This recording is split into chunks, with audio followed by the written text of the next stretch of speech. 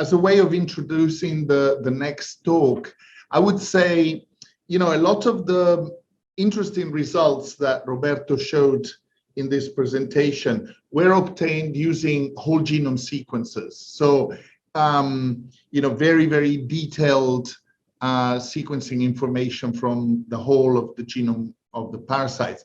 Now, whole genome sequencing is, in a way, the best way of getting the most information out of each sample, but it is difficult to handle in terms of the amount of data that is provided, difficult to analyze, and relatively expensive.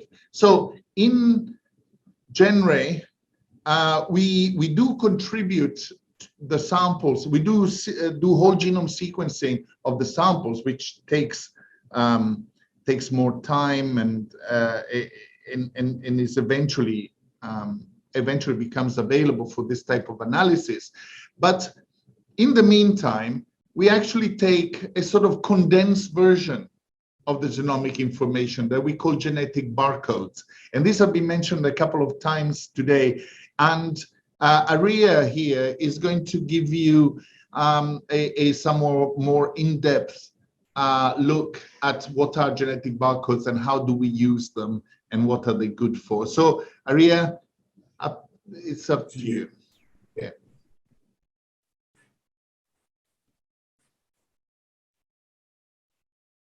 Okay, thank you very much, Professor Oro, for the introduction. And as Professor Oro says, I will introduce about the genetic barcoding that we use in our GenRe-Mekong project. That is like a simplified version of whole genome that we use to do the epidemiological analysis of multidrug-resistant malaria.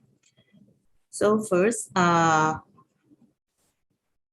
okay, I will give the overview of the genetic barcodes and how do we do the data processing and analysis the genetic barcode that we providing in our project that we get from the genetic information from dry passport sample and go to the data processing and analysis and give result back to the national control program. So first, this figure show the how can we know and how can we get the information about the genetic barcode. For the Plasmodium falciparum, the parasite have the 23 megabase nuclear genome, which have the 14th chromosome, which quite a little bit big. If you would like to do the whole genome sequencing, it will take time. So in our project, we just get the like a simplified version of the whole genome with the 100 high diversity SNP across the genome. This SNP is not associated with the drug resistance, but it will give the overview or the get the main information of the parasite that we can use for estimate the complexity of infection and can use for the analysis of genetic relatedness and diversity of the parasite. And also we can use it to identify expanding strain and the geographic origins of the samples. So, so by using the genetic barcode, first we have to get the genetic information from the sample. So this is an overview how we get the genetic information from the dry passport. From the field by the GenRe-Mekong partner, by the National Control Program or our scientific partner, they will got the dry passport on the filter paper and then make the DNA extraction. And using the selective whole genome amplification primer that designed by the Malaria Gen and Spot Malaria platform, we will get the in the primers, we will get the information from the 100 SNP genetic barcode and also including the genetic variation that relevant to antimalaria drug resistance and for the species identification. So after the selective whole genome amplification, we in our project, we did the genotyping and sequencing. For the first version, we used the multiplex mass spectrometry arrays or Areeya mass array for the most SNP and just only for the KEL13 gene, we use capillary sequencing. And the second version now, we currently use the amplicon sequencing using the Illumina MySeq sequencing platform, as Dr. Nguyen have introduced to you, that we also have in the Sanger, and also now we established lab in Vietnam in Oc Crew.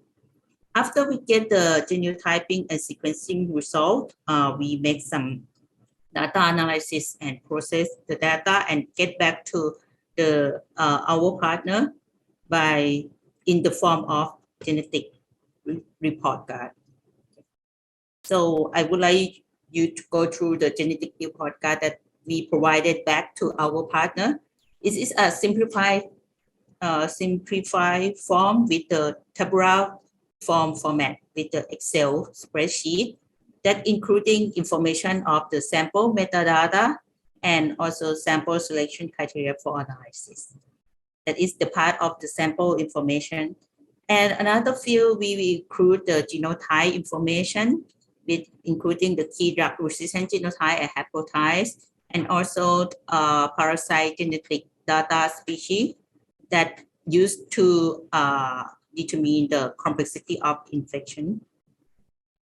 And another field, we have the prediction of drug resistance that will give overview of the parasite and for use to determine the prevalence of drug resistance in each area.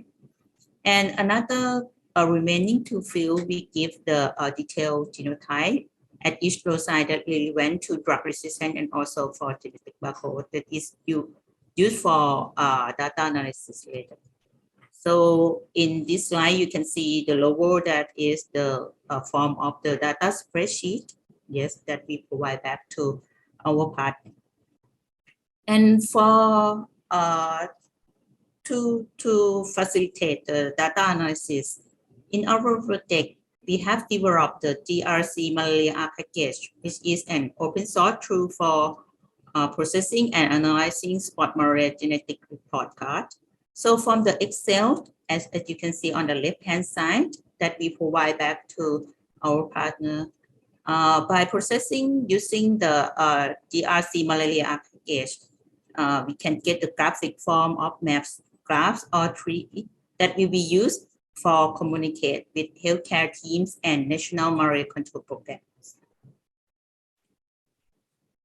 So this is the information that GRC-Malaria package can provide.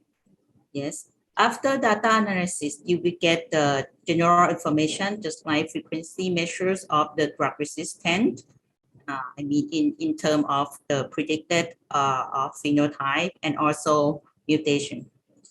Additional, you will get the genetic diversity of parasite in each geographical area. And also we can see the genetic connectedness and cluster analysis of the parasite that I will show you later, that we can see the map and tracing the movement of the parasite. And for deep analysis, you can also see the population structure analysis of the parasite from each region and even cross-border or in the sub-region. So now I will go through the genetic barcoding that we use for epidemiological analysis of multidrug-resistant malaria.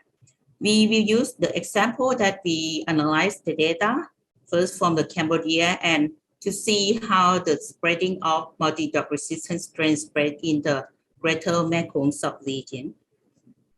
And I will bring you through how can we apply the genetic report card that to see the drug-resistant prevalence and also genetic of drug-resistant parasite in Cambodia, and using the genetic barcode to track the multi-drug-resistant malaria in this region in GMS country. So first, as Dr. Steve says and showed you before, this is some of the background of the drug-resistant malaria that emerged in the GMS, along with the change of the drug policy in Cambodia. You will see that firstly, there are the evidence of artemisinin resistance that in 2008 and So Cambodia adopt the DHA piperacillin. After that, after a long way to use the DHA piperacillin. So in 2013, there are the emergence of DHA piperacillin resistant, and at that time we have the information about the molecular marker for artemisinin resistant and also piperacillin resistant. So we can know what happened, and there are some. After that, using the genetic marker to determine the resistance, we can see the spreading of DHA piperacillin resistant in the DNA. So based on this information, when using the genotyping data, so we can have the molecular marker that can predict various kind of drug resistant against the key anti-malaria drugs, including artemisinin, piperacillin, pyrimethamine, sulfadoxines, and so on. And based on this mutation that we predicted from genotyping, we can use is to determine whether the parasite sensitive, resistant, or undetermined for the status of drug resistant. So this one is similar to the one that Dr. Roberto have presented, that there are the quite sharp increase in the K1 province strength during 2010 to 2013, yes, in Cambodia. And after that, there are the study from Professor Marika Imbong that show there are the spreading of the K1 province across the region from the Cambodia, in the West Cambodia to East Cambodia, and also in the Southern Laos and West Vietnam. So from this one, now we have the information that we collect under our project from the GenRe-Mekong by the clinical trial and also by the genetic surveillance. There are total number about over 3,000 samples that have the valid data on the genotyping that we use from the even from mass spectral array or empirical sequencing and whole genome sequencing. And we did analysis for based on the time of the drug policy change in the Cambodia, just like in the first phase of the artemisinin mefloquine and then change to DHA piperacillin. And there are the transition phase in 2014 to 2017. There are the change in the drug used in Cambodia, and now in Cambodia they use artemisinin mefloquine. From this one, we got the genotyping data and translate into genetic report card. And using the GRC malaria package to determine the drug-resistant prevalence, frequency of polymorphism in KEL30 gene, and additional to see whether how the spreading of the parasite. So we determine the genetic connectedness and clustering analysis of MDR parasite in this area. And the last, we determine the emergent, expansion of multidrug-resistant parasite in Cambodia and also in GMS country. So this is the brief information about the prevalence of resistance to key anti-malaria drugs. As you can see in the first phase of artemisinin mefloquine, we see the high prevalence of resistance to artemisinin, okay? While there are the low prevalence of piperacillin or DHA piperacillin combination. However, after the change of drug policy to use DHA piperacillin as a first-line drug, there are the sharp increase of resistance to piperacillin and DHA piperacillin, as you can see in the dot line in the blue and in purple line. Yeah, this one, and it's continue high until 2019. And with this one, if you see the below graph in the pie chart, you can see that the major mutation that involved in the artemisinin resistant is still in the C580Y, as you can see in the red big area of red color. Yeah. and its expansion along with the time. So from this one, we try to see whether there are any difference between the strain that have the KEL13 that have mutation in C580Y. So on the right-hand side, you can see the bar chart that we make the analysis, and we can see the red one is the parasite that have just already mono-resistant or mono-mutation of the KEL13 at the 580Y, where the purple color show the one that have the that is KEL1 parasite, and you can see that there are the expansion of this multi-drug-resistant parasite along the way.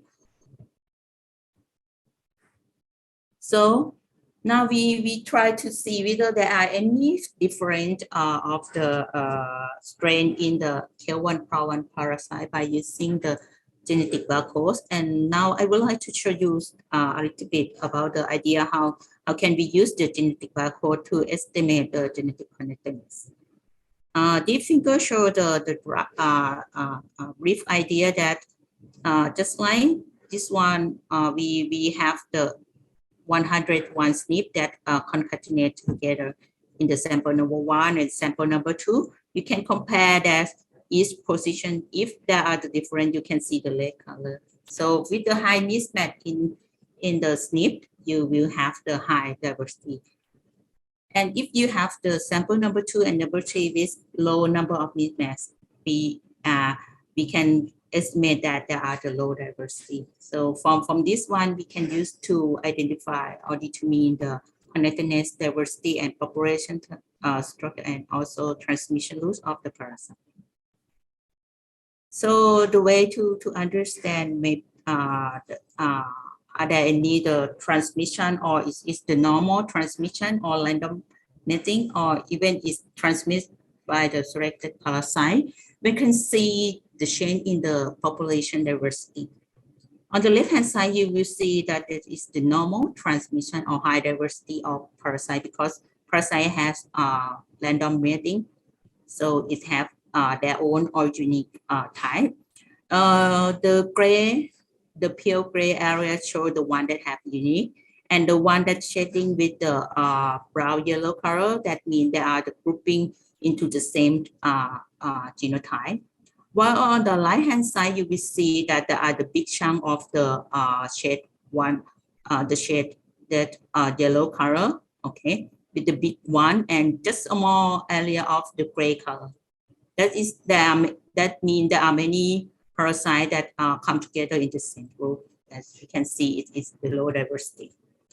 And when we go to the population of the parasite in Cambodia, compare from the wild type and the parasite with the mutation as C580Y, and also the one that have the KEL1 power. You can see from the above line, we see the one at the 100% level of similarity. The second one is 90% similarity, and the last one is 80% similarity. You can see for the white high, you will see that there are the usual like the situation of the parasite that are random mating. So you will see the large area of the gray color that have the unique. While the drug-resistant strain with the 3,5-Y, you will see the increase of the group of parasite. Okay, and when we combine for the parasite with the C580Y and KEL1, you can see clearly at the genotype or genetic similarity at 80%. There are the big area of group of KEL1 together. So that means that this indicated the transmission of the selected by the drug resistant, the selection of drug resistant. Okay, so we'll go into to see how the distribution or how it's spread across the border. And you can see there are the major group of the KEL1 as Dr. Roberto presented, are the subgroup. And by using the genetic barcode and analyzing with the GRC malaria package, we can see the connection of the parasite in the different way. So just like you can see the four major group here, as I show in this figure, group A, group B, group C, and group D. All of them is identified as a KL1 par1 parasite, but there are the distribution in the different time frame. Just like in the group A and group B, they are distributed in between year 2013 to 2019. While in the group C and group D is the one that is, these two parasites have longer distribution, yes, from the 2010 to 2018. And for the group D is the one that persistent in, I think, in the first happened in the Cambodia and then spread into the southern Laos in 2008 to 2021 at the present time. Yeah. And also with this genetic barcode, we can identify the special strain that have emerged in Vietnam that is separately, yes, that is the different strain from the strain that originate in Cambodia. And by using genetic barcode, we can construct the tree and we can see the expansion of the KL1 par1 parasite in the Cambodia-Laos border. From this figure, this is the neighboring joining group, the joining tree. So you can see there are the parasites in the group that show in the pink and blue color, that is in Sawanakhet and Salawan, that is the upper zone of the southern Laos. While the parasite in Atputs, as you can see in the orange and in the red color for the Champasat, that is the lower side of the southern Laos, which is in the border of the Cambodia and Laos. You can see in the part that have A, okay, in the part A, you will see the KL1 par1 is concentrate or intense, have high intense is the lower zone. So using the genetic barcode, we can identify and can know where the parasites come from.